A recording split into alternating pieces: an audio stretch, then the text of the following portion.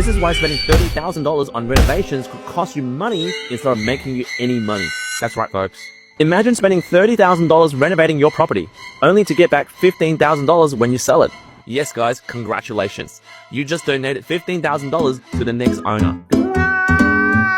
Let me tell you a real incident. One of my followers came to me last year and said, "Hey Q, I'm about to spend $30,000 on my property before I sell. New kitchen, new bathroom, fresh carpets, nice backyard." And that sounds reasonable, right? But until we ran the numbers with him, after 10 minutes, he went very quiet. And not because the trades were ripping him off, and not because the real estate agent was lying to him, but because he realized he picked the wrong upgrades. Now today, guys, I'm going to unpack the 5 renovation mistakes I see Aussie property owners make all the time. And stay to the end of the video because some of them will surprise you. Ouch! So in today's property roast, this is what we're unpacking. Today we'll cover why overcapitalizing is one of the biggest mistakes Aussie homeowners make. And number 2, the renovations that look amazing but rarely pay for themselves. And number 3, what buyers actually notice when inspecting homes. And number 4, the difference between renovating for lifestyle versus renovating for profit. And lastly, number 5, the practical renovation budget guide you can use before selling. So let's make it snappy, guys. Let's get into it. The first part, the biggest mistake isn't renovating, it's overcapitalizing. Like before we talk about kitchens, bathrooms, or backyards, we need to talk about the mistake that destroys more money than anything else. Overcapitalization.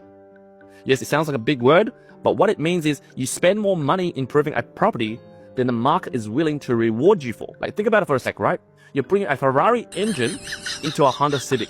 Like sure, it's impressive, but nobody's paying Ferrari money for a Honda Civic or a Corolla. And property works exactly the same way. If comparable homes in your suburb are selling between $900,000 to $1.1 million, you cannot magically turn your property into a $1.4 million home because you installed luxury finishes. Like the market always has a ceiling. And once you hit that ceiling, every extra dollar spent over that will start incrementally produce smaller returns for you. And this is where most sellers get hurt. Because I'm telling you right now, 99% of them renovate based on emotion. But on the flip side of the market, the buyers, when they purchase based on market value. So this is where I lead into the second part of this video, the luxury kitchen fantasy.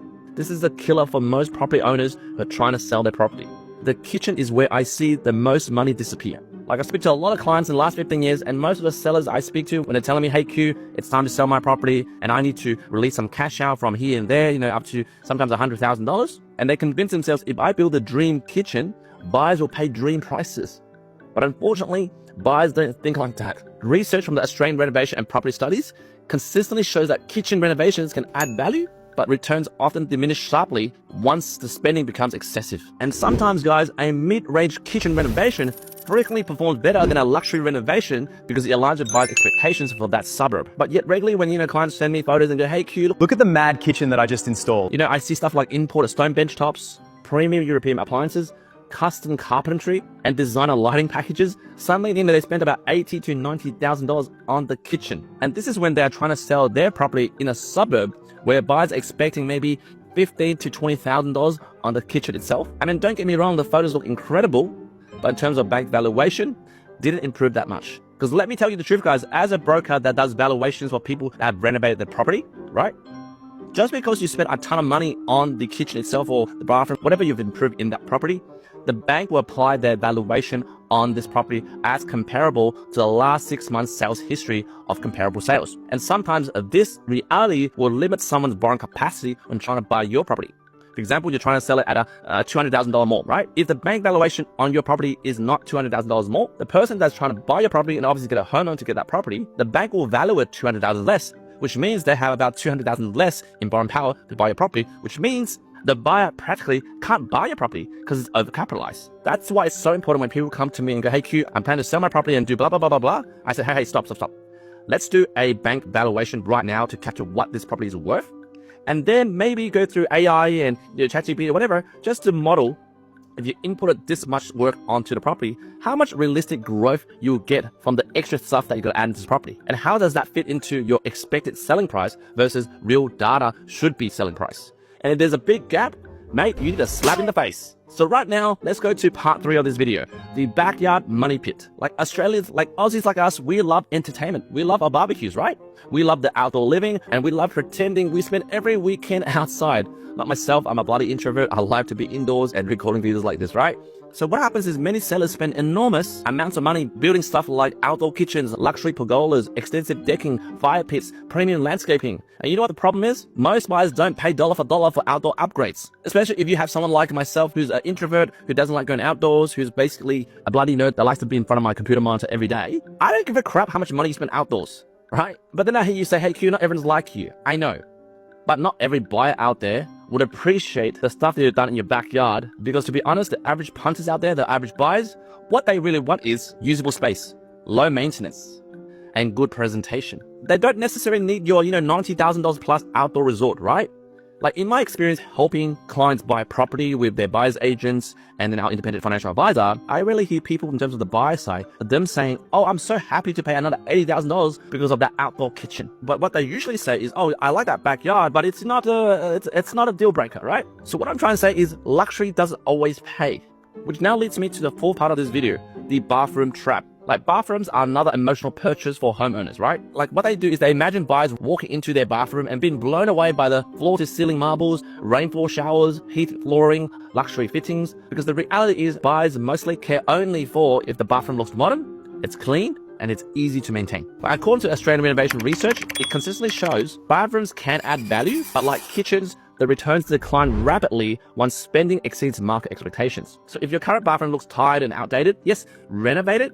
Absolutely. But if you're spending luxury hotel money in a middle-class suburb, you're probably helping the next owner build equity, not yourself. And before I move into the next segment where I show you the ideal budget range you should be spending on certain parts of the renovation, I want to slide in another thing that buyers secretly hate, but a lot of sellers are doing to their current homes when selling their property. And the thing is, the brand new carpet. Like this one surprises most people. Like many sellers think, oh, fresh carpet equals instant value. But in reality, in 2026, I don't think buyers see it that way anymore. Especially young buyers I see, especially young families, and especially pet owners. Like in the past years when they engage our independent buyer's agent and, they're in Sydney and I come along, I walk through countless open homes with clients. And when buyers see quality timber flooring, hybrid flooring, or engineered boards, they get excited. I can see it on their faces.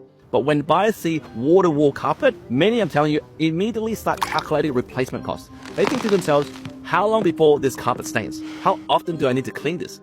What happens when the kids spill something? And what if I want hard flooring instead? Like the flooring itself isn't necessarily the issue. It's just that the modern buyers' preferences have shifted. And in many markets, guys, if you plan to renovate, simple hard flooring, it actually creates a stronger first impression than a brand new carpet. So right now, if you stayed to this far in the video, congrats. This is where I'll talk about what would I actually spend my money on if I was preparing a property for sale. And in the guide that I'm going to show up here, we'll show you what I'll focus on. So this is just personally my humble opinion, right? It's not the definitive guide. So this is something I just did in Word, just to collect my thoughts, right? It's called the High Renovation Return Guide, whatever name you want to put it in, but just basically my opinion, right? Internal paint, I will say up to 30 grand. If you're spending over 3 grand, you're overcapitalizing, right? Professional styling, up to 2 grand. Yes, hire a professional stylist. If you're really crap with your creativity skills, right? Don't go with it, right? Like, don't put some purple feature wall and then everything else is white and go, oh yeah, that looks great. That looks great. That will sell. Nah, don't go by your own judgment, right? Hire an expert. Landscaping and tidying, up to 5K. I wouldn't spend more than 5K. That's my opinion. A new door, handles and fixtures, up to 3 grand, right? Modern lighting, 1 to 5 grand. Kitchen cosmetic refresh, 5 to 20 grand. Bathroom cosmetic refresh, 3 to 15 grand. Pressure cleaning, external refresh, 500 to 3,000, and flooring upgrades where needed. I would spend maybe 5 to 8 grand, right? All this stuff should be between 30 to 50 Gs, right? Depending on the current presentation of your property, right? Because I'm telling you right now, guys, the best renovations are usually boring, right? The paint, the presentation, the lighting, and then the styling, the minor cosmetic renovations. And this is what I call property makeup, right? You're not trying to renovate this property so that you could keep living in this property, right? You're planning to sell this joint, right? So if you're planning to sell this joint, just, give us some makeup here and there, right? Don't go and buy, Maybelline and all these expensive makeup. Go to some reject shop and buy those cheap makeup, right? Not to do like some bad job, just good enough that you could sell the property. Because most often enough, if you have an old property, right? A lot of people are buying your property to do a renovation anyway, right? Like they're trying to buy an upper fixer, for example, right? So you might be on a good street, you got a crappy looking property and you think, hey, let's just upgrade this property to look like the old mate next door, right? No, you're just adding premium prices on top of it, which makes it hard to sell. You just need to make it up a bit, give it a bit of eyelashes or whatever blush, and you'll find out by spending just this much actually get you a bigger return, not the other way around. Not overcapitalizing and thinking you'll get a bigger return. No, you'll get probably a smaller return. So yeah guys, if you enjoyed this video, and you want to have more information about this and pick my brain, I do suggest you do 3 things. You either book the 15-minute strategy call, which I call a triage call, for me to quickly go in, see what your situation is, give you that reality slap, give you that game plan, and then give you the accountability of following up with you. Otherwise, if you want a longer call with me and you want to jump on Zoom, go through a lot of things that I go through, which is draw diagrams and dissect every different scenarios, book the 60-minute deep dive call, right? Or if you want a comprehensive team to work around you, independent financial advisor, independent accountant, independent buyer's agent, and independent solicitor, plus myself in a team, book the 90-minute platinum accelerator call. And also guys, if you want someone to project manage the whole experience, for example, I don't want to deal with a broker, I don't want to deal with a financial advisor, I don't want to deal with an accountant, I don't want to deal with a buyer's agent. I want someone to project manage this whole experience and help me build a property portfolio up to 3 through either using personal name, trust, and you just get a weekly coaching call just to tell you where you're at, just like we're building a house, right? We're at stage 1, and then every week we're at stage 2, 3, 4. If you want that type of service, we have a new service which is called the Gen W Access, so the generational wealth access, right? You might be Gen X, Gen Y, or Millennial, right? We will turn you into Gen W, generational wealth. If you want that, just click on whatever links are here and then suss it out. But if you're not ready, that's cool. Just keep binging on my videos. Hit a like if you like this video, hit a follow if you want more videos like this. And most importantly, smash the share button, share it to your mates, your colleagues, your family, because knowledge is power. And that's the only way to end the generational poverty curse in your family and their family, by spreading knowledge into your community. And hopefully it wakes someone up and suddenly you realize you're in the matrix, you're being controlled, the system is against you, and you want to end that generational poverty curse in your family. Then please share this video. And until next time, I hope to see you in the next few days.